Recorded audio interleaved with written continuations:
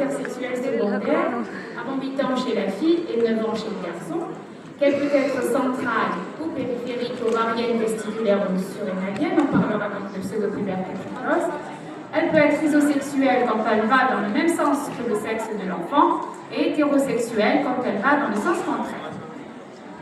Donc nous allons rappeler rapidement la physiologie de la puberté, dont le chef d'orchestre est le système Candie, c'est-à-dire kispeptine, neurokinin, dimorphine, qui sont des noyaux situés au niveau des neurones situés au niveau du noyau arqué. La kispeptine va stimuler donc la GnRH, la dimorphine a un effet, la neurokinine a un effet stimulant sur la kispeptine, tandis que la dimorphine a un effet inhibiteur. Alors il faut savoir aussi qu'il y a une protéine qui est responsable de freiner la puberté, qui est la macorine Ring-Finger-Tru, qui va exercer une inhibitrice de cette protéine, vont faire donc une puberté précoce. Il y a aussi le rôle de la sirtuine-1 qui a un effet inhibiteur pendant l'enfance et qui va passer d'un effet répressif à un effet permissif à l'approche de la puberté pour le déclenchement de celle-ci. Et le tissu adipeux, qui est une véritable glande endocrine, va jouer un rôle majeur via la leptine qui a un rôle permissif sur la kispeptine et le déclenchement des neurones à la GnRH.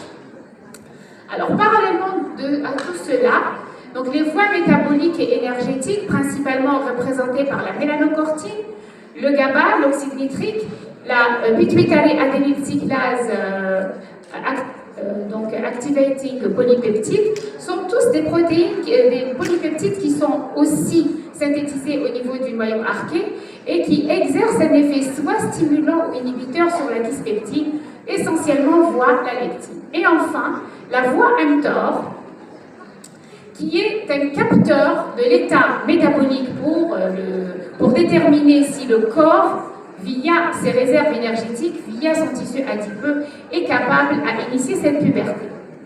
Donc tout cela est important pour que vous puissiez comprendre par la suite les mécanismes physiopathologiques que joue le microbiote.